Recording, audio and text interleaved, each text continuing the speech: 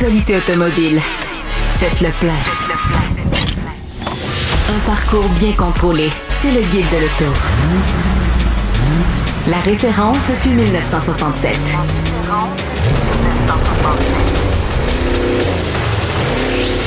Le Guide de l'auto. Bonjour tout le monde, bienvenue au Guide de l'auto en compagnie de mes deux collègues Louis-Philippe Dubé. Ah non, il n'est pas là. Ah non, il n'est pas là. Bonjour. On va faire ça à deux aujourd'hui. Eh oui, Louis-Philippe s'est poussé en vacances. Alors, on va faire ça à deux aujourd'hui. Il y a pas mal d'actualités qui se passent en automobile, puis il y a des trucs un peu spéciaux. Alors, on va parler de ça. Tu vas nous parler du Ford F-150 Lightning tantôt. Peut-être pas celui dont vous avez en tête, un autre Lightning. Et puis, on va parler un peu plus tard aussi de mon entretien avec Trevor Longley, qui est le nouveau président et directeur général de Stellantis Canada. Un gars qui a du pain sur la planche, c'est le moins qu'on puisse dire. On commence évidemment par les actualités. Tesla, en fait. Et oui, alors, sans grande surprise, Tesla a annoncé l'arrêt de la production des modèles S et des modèles X. Ben, tu dis sans grande surprise. J'ai été surpris qu'on cesse les deux en même temps. En fait, la S... Non, pas de surprise. On fabrique cette voiture-là depuis 2012. Exactement. Ça a commencé à faire longtemps. Mais le X, il y avait encore un peu de volume. Et c'est un véhicule qui était, je ne veux pas dire nécessairement plus moderne, mais disons qui sied mieux aux besoins des acheteurs nord-américains et puis qui rivalisait encore avec certains VUS à 3 rangées qui arrivent sur le marché. Donc, qu'on retire les deux d'un coup et surtout pour faire place au robot Optimus. Je trouve ça un petit peu curieux comme stratégie. Un petit peu, c'est un understatement, comme on dit. Oui, c'est ça. Alors là, ces deux modèles-là disparaissent. Ne restera donc dans la gamme que les modèles 3 et les modèles Y et le Cybertruck. Qui se vend? Pour encore combien de temps? Ouais. Parce que entre toi et moi, ça aurait peut-être été plus logique de garder le modèle X que de garder le Cybertruck. Mais regarde, rendu là, il y a une question de transition. Et là, la question qu'on peut se poser, c'est est-ce que Tesla va amener un nouveau modèle, un nouveau véhicule? On nous a promis une voiture moins chère depuis longtemps. C'est plus, ça dépend ça fait dépend même des plus jours. Partie de l'actualité. Ça dépend des jours. C'est ça. Récemment, Musk a dit que le Roadster arriverait en 2026, avec juste 9 ans de retard. Donc, on y croit très, très moyennement. Non, en fait, Musk a dit que Tesla allait faire un virage sur, justement, les robots humanoïdes, l'intelligence artificielle, et tous ces trucs-là, qui sont plus du tout, en fait, dans le corps de Tesla initialement. Non, c'est ça. Et je suis pas convaincu qu'il y ait beaucoup d'investissements sur de vrais nouveaux modèles, parce que là, selon les marchés, Tesla sort des versions un petit peu moins puissantes, avec des plus petites batteries pour réduire ses coûts. Ça va faire tenir la modèle 3 pendant encore un petit moment, le modèle Y aussi. Mais après, je suis pas convaincu qu'il y ait beaucoup d'investissements dans vraiment une nouvelle génération, ce qui est très très problématique à mon avis, puisque les Chinois, eux, ils poussent comme des fous. Là. Ah ben ça c'est clair. Mais en même temps, le gros volume de Tesla, ça demeure le 3 puis le Y. Alors, mais qui commence aussi à avoir de l'âge là. Faut pas. Le Y a été quand même renouvelé récemment, puis on arrive surtout avec une nouvelle version à 50 000 $, plus raisonnable. Qui, quand tu regardes ça, à mon avis, est très alléchante dans la mesure où, écoute, c'est le prix d'une Leaf. Oui, non, tout à fait. C'est le prix d'une Leaf, l'autonomie d'une Leaf, l'accès au réseau de bornes de recharge Tesla, la polyvalence d'un véhicule pas mal plus grand, pas mal plus... moi, j'ai l'impression qu'il va y avoir de l'intérêt pour ce produit-là. Tu sais, qu'on arrive avec des versions performance qui sont rendues hors de prix, tout ça, bon. Mais à 50 000 $, disons à 55 avec une option de couleur, puis les frais de transport, puis t'es pas plus cher qu'une Leaf SV, là. Tout à fait. On le dit depuis quelques semaines que la Leaf est trop chère pour ce que c'est, mais je veux dire, si tu compares ça avec... En fait, tu vas comparer ça avec un Equinox de base à traction. Ouais. Tu sais, c'est quand même pas rien. Non, mais je suis parfaitement d'accord avec toi, mais il n'en reste pas moins que le modèle commence à vieillir et justement, on ne voit pas de plan d'investissement pour le remplacer. Non, ce qui va être problématique quand même à peut-être 2-3 ans, de délai. Clairement. Oui. Ouais, clairement. Au jour d'aujourd'hui, oui, il y a encore une offre compétitive. Ça, je suis parfaitement d'accord avec toi. Bon, Hyundai maintenant. Et oui, alors, encore un autre modèle qui ne revient pas, cette fois-ci, c'est le Santa Cruz. Ben, le Santa Cruz, c'est la camionnette que Hyundai a lancée il y a quelques années sur base de Tucson, qu'on a longtemps attendu. On nous avait présenté des prototypes. On avait l'impression qu'on allait rivaliser avec un Ridgeline. On s'est vite rendu compte que c'était pas mal plus petit, pas mal moins polyvalent. Là, évidemment, on ne le vend plus depuis un peu moins d'un an sur le marché canadien parce qu'il est fabriqué aux États-Unis, qu'il y a des contre-tarifs qui s'appliquent et qu'il coûterait de toute façon beaucoup trop cher. Et de toute manière, on avait un peu de misère à vendre ce qu'on avait aux États-Unis. On se concentre essentiellement sur le marché américain avec ce produit-là, mais qui est en pente descendante. Au Canada, le succès n'était plus au rendez-vous déjà. Et on était handicapé de plusieurs versions. Aux États-Unis, il y a des versions avec des moteurs atmosphériques qui se comparent avec, disons plus efficacement avec un Maverick. Mais chez nous, on a le 2.5 turbo, ça fait 300 chevaux. Et donc, on est un petit peu hors champ. Ouais. L'exercice a été plus ou moins réussi. Et au final, il y a peu de gens qui ont mordu à l'hameçon. Et j'ai les chiffres, là, juste aux États-Unis. En 2023, 36 675 unités de vendues. En 2024, 32 033 unités. Et en 2025, 25 499 Pour un unités. marché comme les États-Unis, c'est pas beaucoup. C'est une camionnette, c'est là. vraiment pas beaucoup. C'est une camionnette. Fait que Ça veut dire qu'on pouvait en vendre un dixième au Canada, quoi, en gros. Ah, ben c'est Et même moins. littéralement ça qui arrivait. Voilà. Alors, c'est pas une grosse perte. Et là, ce qu'on apprend, grosso modo, c'est que on va tirer la plug sur le modèle. On sait que le Tucson va être renouvelé d'ici peu et il n'y aura pas de renouvellement pour le Santa Cruz. Alors, on va étirer ça. Et puis, après 2027, ça va être terminé pour ce modèle-là. Et j'ai pas l'impression que ça va revenir sur le marché canadien. En tout cas, pas dans cette forme-là. Même s'il n'y a plus de tarifs qui s'appliquent, Hyundai n'a pas nécessairement intérêt à mettre de l'énergie dans ce produit-là pour la petite quantité. Remarque, il est homologué. Quand même qu'on en vend 1000, on en vend 1000, mais il y aurait un effort à faire puis tout ça. Je suis pas certain qu'on va déployer beaucoup d'énergie pour la commercialisation d'un modèle qui est en fin de vie de toute façon. Je suis d'accord avec toi. Mauvaise nouvelle pour l'industrie automobile canadienne chez GM. Bon. T'as l'air surpris. En fait, c'est assez particulier parce que là, je vous raconte une histoire personnelle. La nouvelle, essentiellement, c'est qu'on coupe un quart de travail à l'usine d'Oshawa. C'est 700 mises à pied sur 3000 employés qui travaillent à cette usine-là à fabriquer des camions Silverado. Et uniquement des Silverado, pas des GMC. On fabrique autant des camions de la série 1500 que de la série 2500. Et dans les communiqués de General Motors, ce qu'on comprend depuis plusieurs années, c'est que l'essentiel de ce qui est fabriqué au Canada est destiné au marché canadien. On a acheté 58 000 camions Silverado l'année passée au Canada. Et ce qu'on comprenait, grosso modo, c'est que ces camions-là étaient de fabrication canadienne. Or, ce n'est pas nécessairement ce qui s'est passé. Et moi, je suis en processus d'achat actuellement d'un camion Chevrolet Silverado pour mes besoins personnels. Et j'ai choisi le Silverado parce que c'était un camion de fabrication canadienne. Okay? Mm-hmm. Je n'ai pas choisi un GMC parce que je sais qu'on ne fabrique pas de GMC sur le marché canadien. Et donc, j'ai dit, pour supporter le marché de l'automobile canadien, je vais y aller avec un véhicule fabriqué au Canada. Tout à fait. Tiens, surprise, je reçois mon numéro de série. Il vient des US? Il vient du Mexique. Eh ben. Alors, et là, je parle à mon concessionnaire. Mais d'abord, je parle avec les gens de GM à Oshawa qui me disent « Ah, c'est curieux.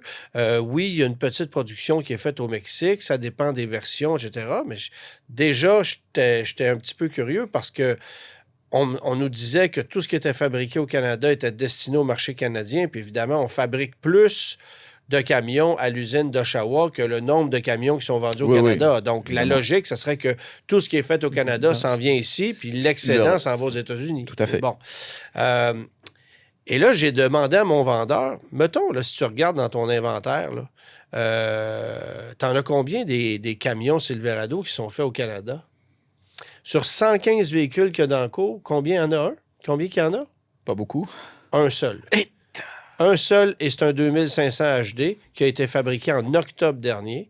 Tout le reste, ça vient soit des États-Unis dans le cas des camions HD, et si ce sont des camions de la série 1500, autant Chevrolet que GMC, ça vient tout du Mexique.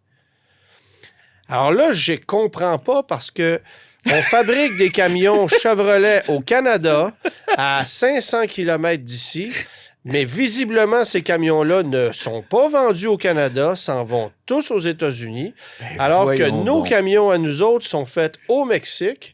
Et les communiqués de GM, c'est pas ce que ça dit. Alors, c'est une grosse interrogation pour moi.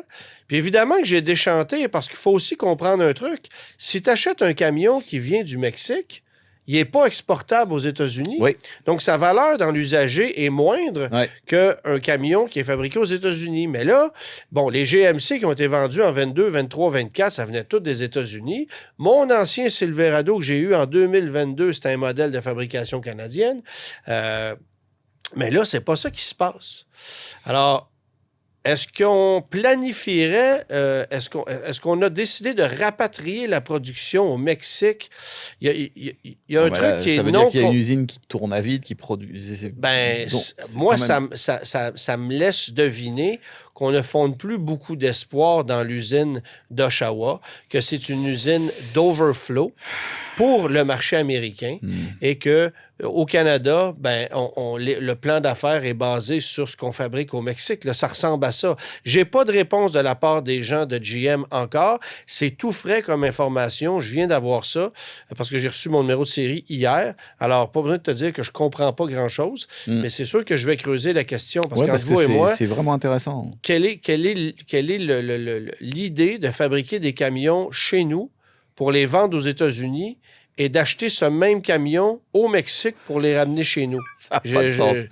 Ça me rentre pas dans la tête. C'est effectivement assez compliqué à comprendre. Voilà. Sinon, cette semaine, dans les derniers jours, tu as conduit un nouveau pneu. Tu as utilisé un nouveau pneu qui vient de chez Michelin. Et je veux faire attention parce que je ne me prétends pas être un expert en pneumatique et il y a peu de chroniqueurs automobiles qui peuvent se vanter de s'y connaître énormément. Alors, je me montre très prudent dans ce que je vais vous dire parce que, évidemment, c'est très facile pour un manufacturier de pneus de nous montrer le très beau côté de son produit, mais peut-être pas le moins beau côté. Et parce qu'on n'est pas aussi connaisseur qu'un expert en pneumatique, ben, c'est évidemment que quand il est question d'une voiture, je suis capable de voir les deux côtés des choses puis de comparer les marchés et tout ça. Alors que dans le monde des pneumatiques, il y a énormément de variantes et c'est une hyper spécialisation que je ne maîtrise pas à 100%. Alors, je tiens à le mentionner. Par contre, on lance beaucoup de pneus sur le marché et j'ai l'impression qu'il y a des noms dont la réputation est surfaite. Sans nécessairement nommer personne, depuis, j'ai envie de dire, des décennies, dans l'imaginaire collectif, tu as des marques de pneus qui représentent le nec plus ultra. Ouais. Hein? Ouais. Comme un frigidaire a toujours été le meilleur frigidaire, mais tu te rends compte que c'est plus nécessairement ça aujourd'hui. Le temps passe. Alors là, on était invité par Michelin pour aller essayer le nouveau Excise Snow Plus, qui a comme qualité supplémentaire par rapport au Excise Snow d'avoir un composé de fabrication un peu différent, ce qui lui permet d'avoir une meilleure cote d'usure, d'avoir une meilleure traction dans la neige sur la glace, d'avoir un flanc un peu plus rigide et offrir plus de stabilité. Un pneu qui serait un peu plus silencieux que l'ancien par 1%. Alors, ça ne change pas grand-chose, tu vas me dire. Mais là, les images que vous voyez, pour ceux qui nous écoutent en vidéo, c'est les images prises alors qu'on faisait nos essais.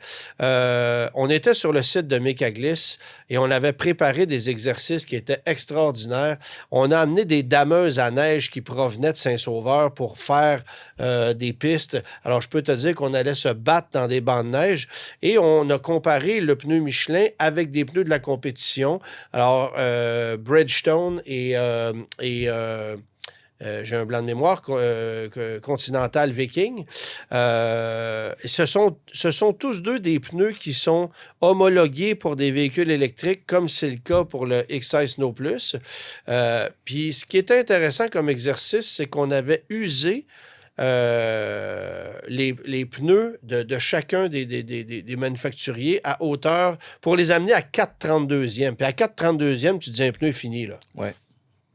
Hey, je te le dis, le pneu, le Bridgestone qu'on a essayé, le Blizzak, à 4,32e, j'avais l'impression de circuler avec des pantoufles en Fentex. Il n'y avait plus rien à faire. Alors que le X-Size Snow, ça faisait encore la job. Puis évidemment, je donne le bénéfice du doute, là. J'ose croire qu'on n'a pas triché dans l'usure des pneus, qu'on n'a pas ci, ça, mais il y avait un monde de différence. Et ça nous a juste illustré à quel point ce pneu-là est beaucoup plus performant à long terme et a une meilleure cote d'usure que les pneus de la compétition. On a fait des exercices sur glace après ça. Ce qui, sur un véhicule électrique, est important parce qu'avec le poids supplémentaire, tu as une usure plus rapide. Donc, exact. C'est un facteur qui a quand même son importance. Oui, puis tu vois, avec le pneu, avec le Continental, ben, l'Equinox électrique qu'on conduisait avait un arrière qui chassait beaucoup plus. Il était presque survireur alors que c'était un véhicule à traction. Ouais. C'était assez particulier. Il y avait une limite d'adhérence qui arrivait beaucoup plus rapidement avec le Viking Contact qu'avec ce pneu-là. En même temps, j'aurais aimé faire le test avec le Continental Extreme Contact, qui est un pneu encore plus performant. Et la raison pour laquelle on ne nous l'avait pas mis là, dit-on, c'est parce que ce n'est pas un pneu qui est homologué pour véhicule électrique. Mais rendu là, l'homologation d'un pneu pour véhicule électrique la donne bien qui veut bien, parce qu'il n'y a pas de légifération officielle à ce niveau-là. Ouais, je comprends. Et libre à toi de dire si c'est un pneu pour véhicule électrique ou pas. Fait que c'est une zone grise, mais ce que je peux vous dire, c'est que ce pneu-là, il est extrêmement performant dans la neige, sur la glace, et surtout, il y a une cote d'usure qui est vraiment impressionnante. Fait que on va lancer ça au cours de l'année, évidemment. Là, ça remplace le X-Size Snow qui est déjà là. Et la différence, c'est le petit plus où on a changé la composition, on a amélioré l'insonorisation et la bande de roulement. On dit qu'on est 26% plus efficace en termes de code d'usure qu'un Bridgestone Blizzak. On nous l'a vendu comme ça. Moi, ce qui m'a impressionné, c'est l'efficacité du pneu dans l'exercice qu'on a fait. Et c'est rare qu'on ait amené à effectuer des exercices de ce genre-là et qui plus est dans des environnements aussi exceptionnels que celui de Mécagliss. L'équipe de Frank Kirchhoff avait organisé différents exercices et c'était vraiment, vraiment exceptionnel. Ils ont un petit peu de vécu là-dedans, ils ont un peu l'habitude de faire ça. Oui, c'est ça. Alors tu sais, pour quelqu'un qui veut étirer un pneu longtemps, je comprends que ça ne sera pas le pneu le moins cher. Non, mais il y a de fortes je chances. dis toujours la même chose. S'il y a un endroit où tu ne coupes pas, c'est bien là. Non, on est d'accord. Choisis pas les plaquettes de frein d'entrée de gamme, puis choisis pas le pneu avec un nouveau nom que tu n'as jamais vu de ta vie, avec la semelle. Vas-y avec des valeurs sûres. Ça, c'est toujours... clair. Pour puis moi, sur le long terme, ça coûte pas beaucoup plus cher. Et puis en termes de sécurité, là, c'est ça. Sur le long terme, ça coûte pas plus cher non plus parce que tu vas avoir un pneu dont la cote d'usure va être assez bonne. On a vu des pneus, là, 2-3 ans, c'est fini. Là. C'est ça. Puis, bon, évidemment, plus ton véhicule est lourd, et c'est le cas d'un véhicule électrique, ça. Plus tu vas le faire fondre rapidement, ton pneu. Là. Sinon, RAM parle de faire venir un nouveau ProMaster City sur le marché. Alors, ça, c'est un peu particulier parce que j'ai très hâte de voir quelle va être la stratégie. On l'a annoncé du côté de Détroit. C'est Tim Kuniskis qui a annoncé ça. On va ramener un petit fourgon commercial. Ça ne sera pas le modèle qu'on connaît actuellement, c'est-à-dire le Fiat Doblo qui était renommé RAM ProMaster City. Ça pourrait être un produit Peugeot, ça pourrait être un produit Citroën. De toute façon, regarde, en dessous, c'est les mêmes. Hein. Oui. Et ça fait longtemps que c'est déjà le cas. C'est des produits communs depuis une couple de décennies. Mais oui, tu veux dire chez Peugeot, chez Citroën. Peugeot, Citroën et Fiat. Ben Fiat, le Doblo, c'est un produit séparé. Oui, mais il y a déjà des... non, t'as raison, c'est sur les grosses fourgonnettes. C'est sur les grosses fourgonnettes. Sur les plus gros, mais sur les compacts, Fiat était séparé. Tu as raison. Alors, on verra quel véhicule on va sortir de la boîte à outils pour l'homologuer sur le marché nord-américain. C'est sûr que ce ne sera pas un véhicule de fabrication nord-américaine. Et ça, c'est la grande question. Parce que Il y a la chicken tax aux États-Unis qui s'applique pour ce genre de véhicule-là, ce qui explique pourquoi on a abandonné la majorité de ces modèles-là qui étaient de fabrication non nord-américaine. Alors là, si on amène, par exemple, un Peugeot, un Citroën, qu'on le rebadge Ram ProMaster City, mais qu'il est fabriqué du côté de l'Europe, pour le Canada, il n'y a pas de problème, il n'y a pas de chicken tax. Mais pour les États-Unis, c'est une autre paire de manches. C'est toujours pareil, faire venir un véhicule juste pour le Canada, c'est quand même un petit peu compliqué, quoi. Ben, en fait, Kia va le faire avec le PV5, qui sera un rival de ce produit-là, mais en électrique. Alors que, puis remarque, on n'a pas de détails, là. Non, mais il y a beaucoup de questions. Mais c'est clair qu'on va prendre un produit déjà existant, on va l'adapter pour le marché nord-américain. Il y a une demande, puis je trouve ça logique qu'on se plonge dans cette demande-là. D'autant qu'en fait, c'est vraiment le cœur du marché en Europe, c'est ces véhicules-là. Et les marques européennes savent faire ces véhicules-là depuis des décennies. Ils maîtrisent qu'on avait le Transit Connect, qui était un super bon véhicule aussi. Oui. Donc, peut-être ça, pas au niveau des transmissions, là, mais ça... Mais je veux dire, à utiliser, c'était quand même... Non, ils savent faire ce type de format-là. C'est sûr que tu développes pas ça en Amérique du Nord. Ça sert à rien. Alors, comment est-ce qu'on le commercialisera? Quelle sera la stratégie de vente? On ne sait pas, mais on va nous présenter officiellement ce fourgon-là dans les prochaines semaines et on en saura davantage à ce moment-là. On vous reviendra évidemment avec plus d'informations. Au retour, on parle du Ford F-150 Lightning, mais pas celui qu'on vient de retirer des tablettes, celui qu'on a retiré des tablettes il y a pas mal plus longtemps. Exactement. Le guide de l'auto. Parcours l'actualité automobile sans dérapage ni accrochage. Hugues, tu nous parles donc d'une camionnette Ford F-150 Lightning, mais pas celui qu'on a vendu jusqu'à tout récemment. Bon, qu'on a encore en stock, tu vas me dire, mais on vient de cesser la production. On parle pas du modèle électrifié, on parle du modèle SVT de performance qui a notamment été popularisé dans le film Fast and Furious, où on voyait le beau... là, j'oublie son nom en plus. Brian. Le beau Brian. Oui, j'aime ça que tu le dises à la française, traduit. Brian O'Connor. Conduire ce camion-là en tant que camion de livraison du commerce où il travaillait pour vendre des pièces de performance. Enfin bref.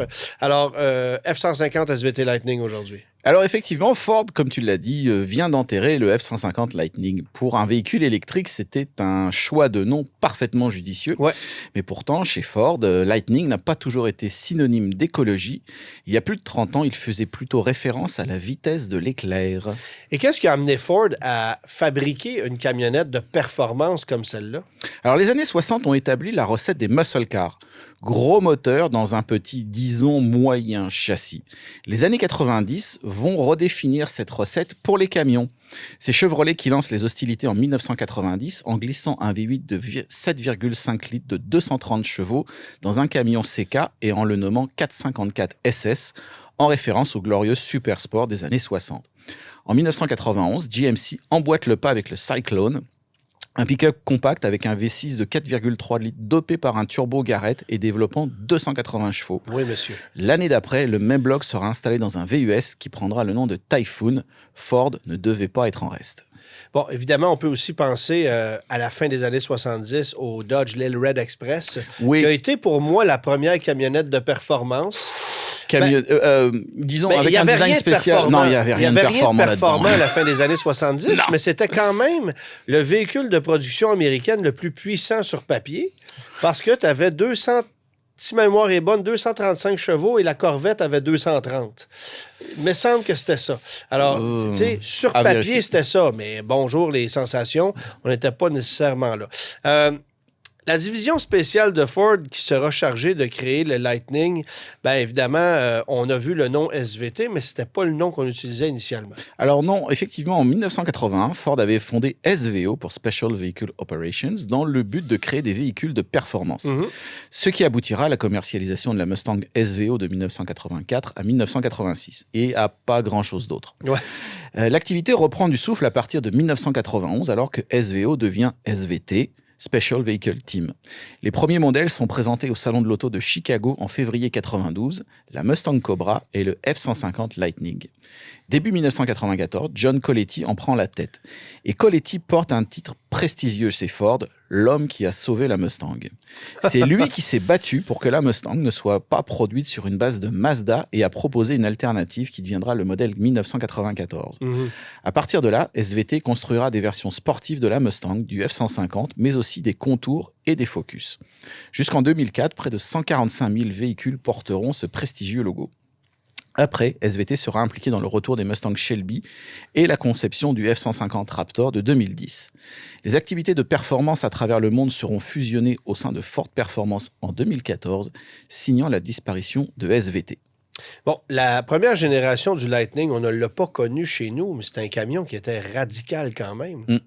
Alors, en quoi consiste la première génération de Lightning ? Eh bien, SVT choisit le plus petit F-150, cabine simple et boîte courte Fleetside, en 2 roues motrices pour sauver du poids. L'extérieur se distingue par ses pare-chocs et la grille de couleur carrosserie, un spoiler avant intégré, des phares anti-brouillard, des logos spécifiques sur la boîte et des roues de 17 pouces. 2 couleurs sont disponibles au lancement, rouge et noir, alors qu'un blanc sera ajouté l'année suivante. L'intérieur, couleur charbon, est basé sur la finition XLT avec le groupe d'équipement préféré. Ça a de la gueule quand même. Ainsi, le Lightning offre la climatisation, les vitres et le verrouillage électrique, le régulateur de vitesse, le volant inclinable et une radio AM/FM avec lecteur de cassette et, 4 haut-parleurs. Oui, monsieur. Il bénéficie en plus de sièges baquets à réglage électrique, d'une console centrale, d'un volant en cuir, d'une instrumentation spécifique et de tapis de sol avec le logo Lightning. Le cœur du Lightning, c'est son 351 pouces cubes Windsor, un 5,8 litres, passablement revu. Nouvelle tête, tubuleur d'admission, tubuleur d'échappement, pompe à essence à haut débit, nouveaux injecteurs, filtre à air redessiné et échappement double. La puissance passe de 200 à 240 chevaux et le couple de 310 à 340 livres-pieds. Alors ça n'a pas l'air beaucoup, mais le 7,5 litres du 454 SS ne développe que 230 chevaux en 1990 et 255 chevaux à partir de 91. La boîte de vitesse automatique à 4 rapports E4OD est recalibrée est la seule disponible. L'essieu arrière glissement limité utilise un rapport de pont de 4,10:1. Le châssis est renforcé alors que les suspensions sont abaissées, 1 pouce à l'avant et 2,5 pouces à l'arrière. On retrouve des barres anti-roulis d'1 pouce et des amortisseurs Monroe Formula GP sur les 2 essieux. Bon, et comment le véhicule est accueilli? Est-ce que ça a connu un certain succès? Parce qu'il a juste été vendu aux États-Unis, celui-là. L'accueil de la presse est positif. Elle apprécie sa tenue de route et ses performances. Le magazine Motor Trend réalisera le 0 à 60 000 à l'heure en 7,2 secondes et le quart de mille en 15,6 secondes. Pas si mal. Ouais. Et oui, une Mustang GT fait certes un peu mieux, mais elle n'offre pas une capacité de remorquage de 5000 livres. Les modifications se limitent à un intérieur gris et à la disponibilité d'une banquette 3 places à partir de 1994. Toujours en 1994, Ford présentera un Bronco préparé à la sauce sportive et baptisé White Lightning, mais celui-ci ne dépassera pas le stade du concept. Ouais, ok. La réponse initiale du public est plutôt bonne et les ventes s'établissent à 5276 exemplaires en 1993, 4007 en 1994 et 2280 en 1995. En 1995, la baisse des ventes de près de moitié et le besoin de Ford de préparer la chaîne d'assemblage de l'usine de Wayne dans le Michigan pour le nouveau modèle de 1997 amènent à la disparition du Lightning à la fin du millésime, après 11 563 exemplaires produits. Et ça ne s'arrêtera pas là pour le Lightning. Il y aura une 2e génération. Effectivement, pendant que le lancement de la 10e génération de F-150, le PN96, mobilise d'importantes ressources de Ford, John Coletti songe déjà à la 2e itération d'un Lightning, avec cette fois-ci quelque chose de plus méchant. En collaboration avec Roush, SVT greffe le V8 5 litres 4 Triton, lui greffe un compresseur Eaton Gen 4 M112 soufflant à 8 PSI maximum et un refroidisseur RO ainsi que des bielles et un vilebrequin forgé. Grâce à cela, la puissance passe de 260 à 360 chevaux et le couple de 345 à 440 livres-pieds. La boîte automatique à 4 rapports 4R100 reçoit des composants internes destinés au F250-350 ainsi qu'un radiateur supplémentaire.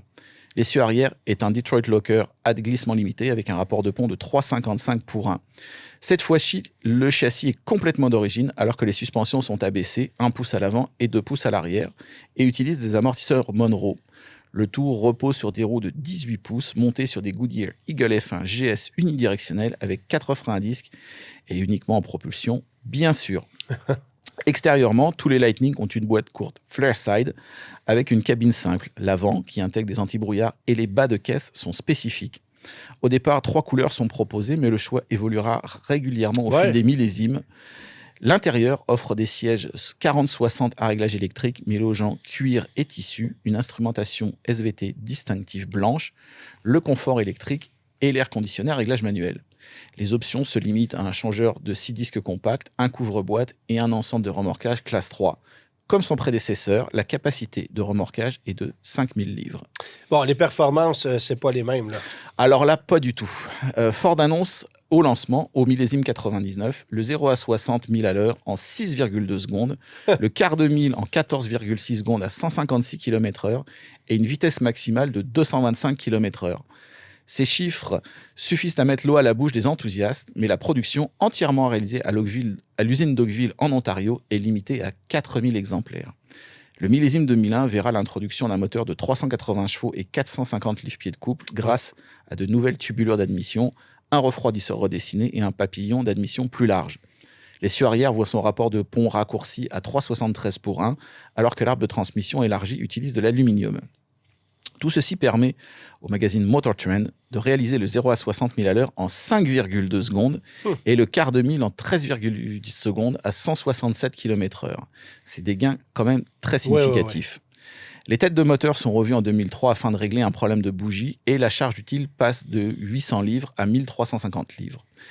Il faut retenir 2 F-150 Lightning bien spéciaux. Le premier est un exemplaire gris qui a obtenu le 13 août 2003 le record homologué du pick-up le plus rapide du monde à la vitesse de 147,14 000 à l'heure, soit 236,75 km/h. Et le second, celui dont tu as parlé en introduction, est l'exemplaire rouge conduit par Brian O'Connor, alias Paul Walker, dans le premier opus de la saga Fast and Furious. Voilà. Et oui, parce que même la livraison des pièces devait être rapide et dangereuse. Tout au long de sa carrière, entre 1999 et 2004, la deuxième génération de Lightning a réalisé de bons chiffres de vente avec une production totale de 28 124 exemplaires, ce qui tentera Ford à continuer l'aventure avec le F-150 11e du nom. Bon, Ford va être tenté par une 3e génération, mais évidemment, les stratégies vont changer. Alors, au Salon de Détroit 2003, Ford démarrait la célébration de son centenaire. Et quoi de mieux que d'annoncer le nouveau F-150, vache à lait de la compagnie. En même temps, la marque présenta un concept de 3e génération de Lightning. Au menu, un V8 de 5,4 litres avec un compresseur Eaton, bon pour 500 chevaux, accouplé à une transmission Tremec T56 à 6 rapports. Ouais. Ce moteur comportait une technologie originale. Une partie du liquide de climatisation était redirigée vers le refroidisseur du compresseur afin d'avoir un air qui rentre dans les cylindres encore plus frais. L'idée a été brevetée par John Coletti lui-même et a été surnommée Cool-ETI. Malheureusement, le projet n'ira pas plus loin à cause, entre autres, de l'absence d'une transmission automatique capable d'encaisser le couple. En 2006, une autre tentative aura lieu, mais n'aboutira pas non plus à cause de l'effet toujours plus. Pour avoir plus de performance avec un châssis plus lourd, il faut plus de puissance, plus de freins, une plus grosse transmission, ce qui entraîne un châssis plus lourd et donc plus de puissance, etc. Sans parler du prix final de l'engin. À cette époque, le Dodge Ram SRT10 cessait sa carrière à la fin du millésime 2006. Le marché passait à autre chose et par conséquent, Ford aussi. Merci beaucoup, Hugues. Laissez faire votre clignotant. Entrez directement dans le guide de l'auto. Alors Antoine, tu as eu l'occasion dans le cadre du Salon de l'Auto de Montréal de parler avec Trevor Langley, le nouveau président de Stellantis Canada, et je pense qu'il y a eu beaucoup de sujets qui ont été abordés. Oui, et c'était pas la première fois que je le rencontrais parce que il était dans le passé président de Nissan Canada. C'est un gars de défi. Oui. Parce que c'est pas comme s'il avait choisi les constructeurs les plus faciles ou en meilleure posture en ce moment. Non, monsieur. Tu sais, à la blague, j'y ai dit, ça te tentait pas un petit congé chez Subaru? Il a rigolé. Histoire de te reposer. Mais évidemment, on avait appris qu'il quittait Nissan Canada, puis quelques semaines après, qu'il prenait le poste chez Stellantis. C'est un Ontarien d'origine. Il vit à Barrie, en Ontario. Il n'a pas déménagé à Windsor. Alors, il va se déplacer à Windsor quelques fois semaine depuis Barrie. Mais c'est intéressant. Il tient à sa vie de famille à Barrie. Et donc... moi, j'ai voulu discuter avec lui parce qu'il y a 1000 sujets là, chez Stellantis. Puis le premier, c'est quel est ton plus gros défi? Tu sais, je lui ai demandé la question, mais c'est quoi ton plus gros défi chez Stellantis? Qu'est-ce qu'il te faut régler rapidement? Puis il m'a dit, il faut redorer l'image de marque, il faut amener des produits qui sont intéressants, puis il faut surtout satisfaire les concessionnaires, que les concessionnaires regagnent confiance en Stellantis. Parce que, bon... je lui ai longuement parlé du fait qu'il y a beaucoup de propriétaires de concessions Stellantis qui avaient vendu leurs concessionnaires parfois à perte, qui étaient tannés de la gestion limite folklorique là, de la chose. On est obligé de piner dans le jargon des véhicules d'avance pour faire croire qu'on a vendu. Les promotions qui tiennent pas la route. On t'a rempli la cour de Grand Wagoneer, puis après ça, arrange-toi avec ça, j'ai pas de promo à t'offrir. La dégringolade des valeurs de certains produits. Le retrait des produits qui était super important. Là. Ouais. Tu sais, on oublie ça, là, mais la Caravane à 25 000 $, c'est parti du jour au lendemain. Le Ram classique, ça se vendait énormément au Canada. Puis bye-bye, pas de relève, puis pas de plan pour le Ram de nouvelle génération. Ouais. Alors, tu sais, ça a été beaucoup de coups durs. En plus du fait qu'on a amené plusieurs récents produits qui n'ont pas fonctionné ou qui ont été des flops en matière de fiabilité. Fait qu'il faut vraiment... parce que lui, ce qu'il me disait, c'est l'image de marque puis la satisfaction des consommateurs, ça passe par un réseau de concessionnaires solide et heureux. Et ça, c'est un élément qu'on a clairement oublié au cours des dernières années. Alors, c'est vraiment son objectif numéro 1, de pouvoir faire en sorte que le réseau se solidifie et qu'on ait une bonne image de marque. Ça dépend pas beaucoup d'un président d'une filiale canadienne. Je veux dire, les nouveaux produits, la planification, les choses comme ça. Est-ce qu'il a vraiment un impact là-dessus? Ben non, mais dans une certaine mesure. En fait, ce qu'il m'a dit, c'est je fabrique pas de produits et je ne peux pas garantir la fiabilité d'un produit. Mais par contre, je peux aider à les vendre et je peux développer des stratégies pour que ce soit plus logique, destinées à notre marché. Ah, okay. Et je pense que, en plus de ça, on va y revenir, mais en plus de ça, il me laissait sous-entendre que dans le contexte actuel, il y aurait possibilité d'offrir des produits qui ne seront peut-être pas offerts sur le marché américain. Évidemment que c'est un truc qui tient de chez Nissan, parce qu'on a vu ça chez Nissan beaucoup. Oui, absolument, tu as tout à fait avec raison. La Micra, par exemple. Oui, alors, il n'était pas responsable de l'importation de la Micra. Parce que c'est évidemment Christian Meunier qui avait poussé ça à l'époque. Lui est arrivé après. Mais quand même, il y a des exemples comme ça qui sont un peu flagrants. Puis, évidemment, j'ai aussi une discussion avec lui concernant sa perception de la marque Chrysler. Bon, on dit Stellantis parce que c'est le regroupement, mais la marque Chrysler, pour lui, qu'est-ce que ça représente? Ben, Ontarien d'origine, avec jusqu'à 3 usines qui ont roulé en Ontario, ses parents qui ont eu des Chrysler toute sa jeunesse. C'est un amateur de pick-up. Il est plus dans son environnement, disons, que du côté de chez Nissan, où sa job, c'était de vendre des Rogue, des Kicks puis des Sentra, tu sais. Alors, je pense que pour ça, ben, tu vois qu'il y a un sourire au visage. Puis c'est toujours ce que j'ai mentionné. J'en avais la discussion avec lui. J'ai dit, ce qui est fascinant, c'est que Stellantis, Chrysler, ou appelle ça comme tu voudras, ça a toujours été... Il y a toujours eu plein de gens passionnés qui ont travaillé là. Tu sais, Ralph Gilles, c'est un gars de passion. C'est des gars de char. C'est vraiment des gens qui sont passionnés par un paquet de produits. Alors que des fois, chez Ford, t'as un peu l'impression qu'ils pourraient vendre des tanks à eau chaude, des matelas, puis ça ferait pareil. Tu sais. Tu sens pas ce niveau de passion-là en aussi grand nombre de personnes. Oui, chez chaque constructeur, t'as des gens qui sont... Mais on dirait que chez Dodge, tu sais, t'as cette... Quand t'es plus ADN qui quand t'es coule plus dans les petit, veines. t'es obligé de savoir tout faire. Et pour savoir tout faire, ça prend des gens passionnés, engagés.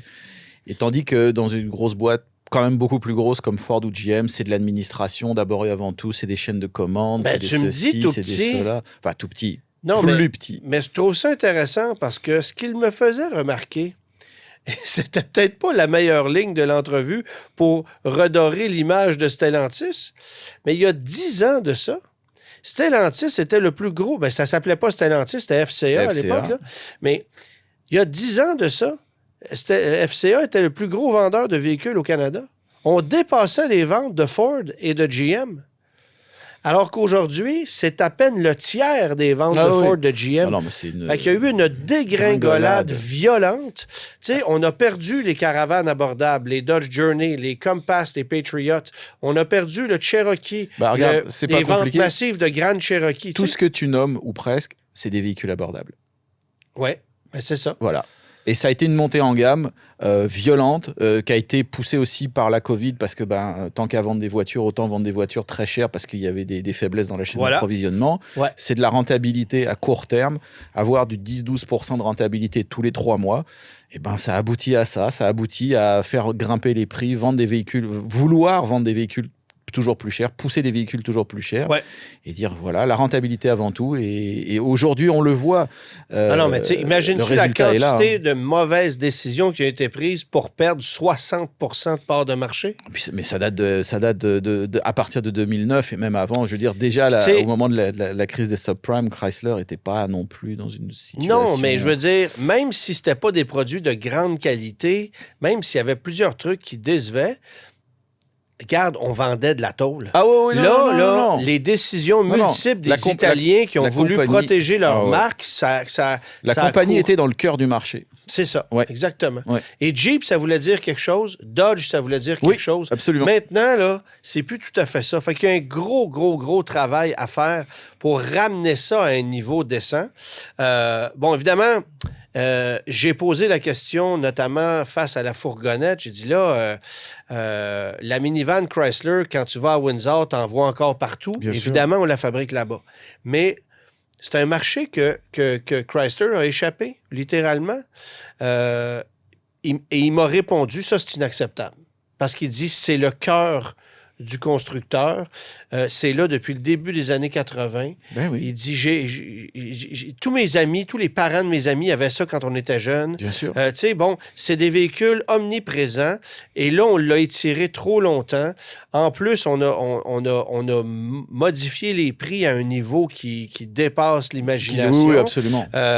L'hybride rechargeable, on l'a lancé tôt, mais on l'a laissé râler. Et puis, évidemment, après ça, on a parlé de la piètre fiabilité de tout ce qui était hybride rechargeable au cours des dernières années avec tout le chaos que ça a causé. Là. Mais il dit, la fourgonnette Chrysler, on va continuer de mettre de l'énergie là-dessus.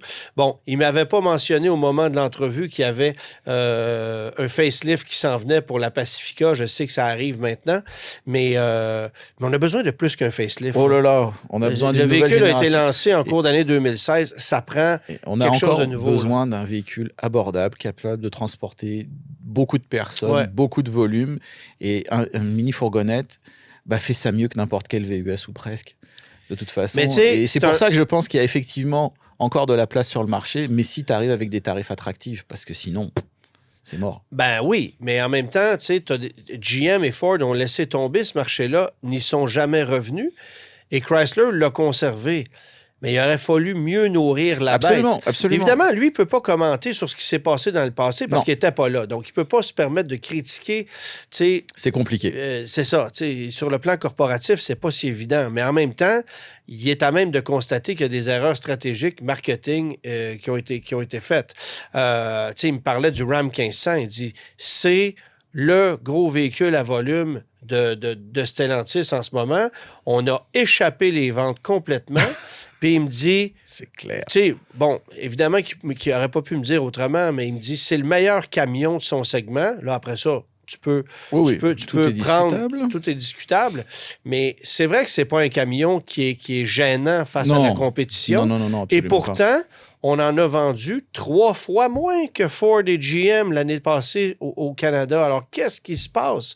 Tu sais, il y a des décisions de planification de produits, de mise en marché qui n'ont pas fonctionné. Alors, je te dirais aussi de logique de prise de risque, parce que Chrysler a connu des hauts et des bas multiples tout au long de cette carrière. Et en fait, la compagnie s'est toujours sauvée en prenant des paris audacieux. Et ça manque beaucoup dans les 10-15 dernières années dans la compagnie. Et c'est difficile en plus en ce moment avec tout ce qui se passe. Non, mais avec c'est des Trump paris et tout audacieux ça. en Ouais. matière de design, en matière d'innovation. Ah, on oui. revient à la mini-fourgonnette, on vient au Ram 1500 de 1994 qui avait été un game changer. Ils avaient doublé ou triplé leurs ventes en le un cab an. forward, tu sais, puis Et voilà. Et donc, en fait, intrépide, tout ça. et c'est là où Chrysler devrait se démarquer. Et on sent que depuis la prise de contrôle de FCA, c'est plus possible. Ben non. Ils y arrivent plus. Des échecs comme le Dodge Hornet, le Wagoneer S reculent la Dart. Ah non, mais ça, on peut faire une liste. Hein. Oh là là. La Chrysler 200 de dernière génération qu'on a vendue pendant 18 mois. Ça coûte cher de développer une voiture pour pas en vendre pendant 18 mois. Tu sais, c'est pas des farces, là. Alors, tu sais, on peut reculer. Mais là, évidemment, il y a des nouveaux défis. Tu sais, tu me parlais d'audace. Là, on lance le nouveau Cherokee en ce moment. Je ne peux pas dire que ce soit très audacieux en matière de design. Ça répond à ce que les consommateurs nord-américains ont besoin d'avoir en termes de format. On arrive avec une motorisation audacieuse qui est un moteur hybride Peugeot et une transmission développée chez Chrysler pour ça. J'ai hâte de voir si ça va tenir. Espérons que la fiabilité va être au rendez-vous parce que, comme je lui ai mentionné, je dis là, vous n'avez pas le droit à l'erreur. Vous ne pouvez pas vous planter. Non. Ça se peut pas. Là, il faut que ce soit béton, que ce soit solide. Oh, oui. Et tu vois, ça m'inquiète un peu parce qu'on devait le conduire à l'automne, ce véhicule-là. Et finalement, ils ont décidé de ne pas nous le faire conduire parce qu'il y a des trucs qui n'étaient pas au point. Et j'ai cru entendre qu'il y avait des ajustements à faire au niveau de la transmission encore. Donc, ça m'inquiète un peu, je t'avoue. Mais va falloir passer par là. Puis évidemment, le Cherokee ne pourra pas porter sous ses épaules tout le poids des véhicules abordables offerts par Stellantis. Ça va prendre autre chose. Évidemment, ça m'a amené à parler du Compass qui devait être fabriqué en Ontario à l'usine de Brampton. C'est pas ce qui va se passer. Et là, j'ai levé la main en disant, bon, l'usine de Windsor roule à 3/4 de travail en ce moment. C'est parfait. Mais Brampton est fermé. Et là, ce qu'on a appris, c'est que le Compass qui devait y être assemblé à partir de l'année prochaine, ça ne se passera pas. Trump a rapatrié, en fait, pas Trump, mais à cause de Trump, on a rapatrié la production du côté des États-Unis, ce qui laisse une belle usine vide, encore une fois. Alors, lui m'assure qu'il y a des plans futurs pour cette usine-là, qui travaille de pair avec les employés, qui tient à ses employés, qu'il faut les garder heureux. Mais dans le contexte actuel, où GM ferme l'usine d'Ingersoll, où Ford n'a jamais réouvert l'usine d'Oakville, où on coupe des quarts de travail dans plusieurs autres usines canadiennes. Comme on vient d'en parler. Ça commence à être sérieusement inquiétant. Et lui me dit, il y a de l'avenir, on ne peut pas en parler pour le moment. Est-ce que l'avenir, ça serait de vendre ça à une autre entreprise? Parce que là, il y a des oui-dire de la part des Chinois, de la part de Hyundai, de la part... Il y a beaucoup de... que se passera-t-il là-bas? Bonne question, mais en attendant, tu as toute une série d'employés. Parce que c'est une bonne usine avec des employés très capables et capables de sortir des bonnes voitures. Donc, il n'est pas là le problème. Non, il n'est pas là. Mais évidemment, il va falloir remédier à la situation. Puis ça aussi, ça fait partie de ces défis. Et autre truc que j'ai discuté avec lui, c'est évidemment l'inefficacité des plans de location chez Stellantis parce qu'on fait affaire avec SCI, qui, si ma mémoire est bonne, est une filiale de la Banque Royale. On n'est jamais capable d'être compétitif en location. Les valeurs résiduelles ne tiennent pas la route. On a toujours des taux qui sont plus ou moins attrayants dans un marché où on a besoin de l'être. Oui. Et en plus, si tu veux couper ton bail, racheter ton véhicule, c'est tout le temps le bordel avec cette entreprise-là. Moi, je l'ai vécu il y a 8-9 ans quand j'avais un camion Ram et que j'ai voulu faire un transfert de bail de location. Le cauchemar que ça a été. On a continué de prélever des montants dans mon compte de banque pendant 3 mois. Il fallait que j'appelle à tout bout de champ. Wow. Ah non, c'était l'enfer. Alors, ça ne semble pas s'être complètement réglé encore. Va falloir travailler très fort sur les valeurs valeur résiduelle, les plans de location, les produits qu'on va offrir, ça prend ça, là. On rivalise contre Ford et GM et on a besoin de relever la barre. Là, évidemment, il y a le Dakota qui va arriver éventuellement. Il y aura d'autres surprises, dit-on. Et pour en finir, Fiat. Ah, ça, Parce que là, ça, j'ai dit... c'est épineux, ça, quand même. J'ai dit... Fiat et Alfa Romeo, en fait.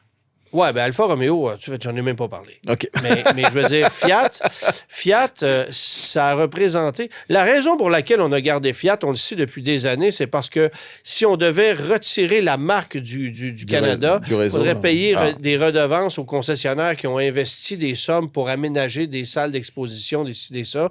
On n'a pas les moyens de le faire. Mais là...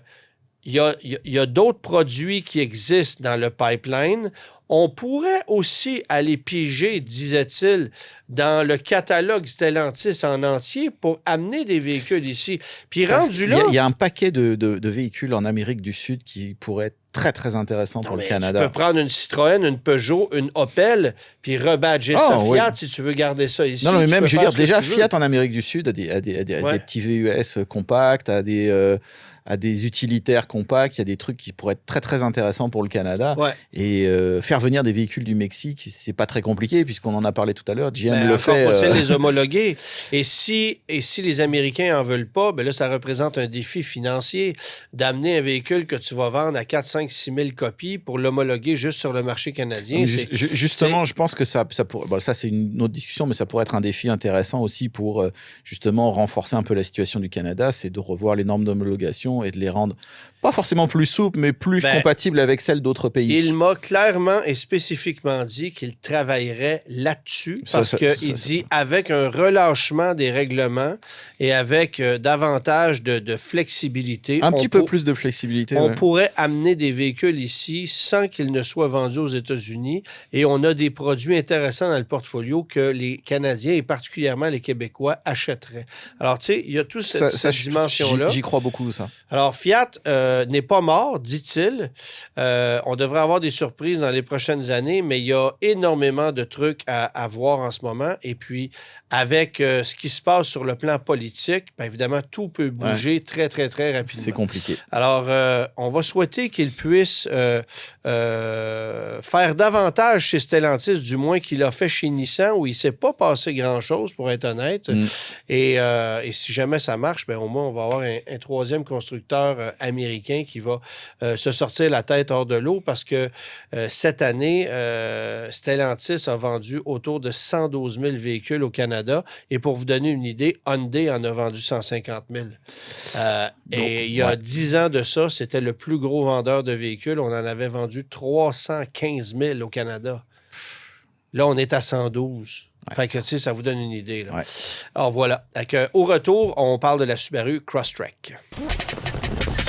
Le guide de l'auto.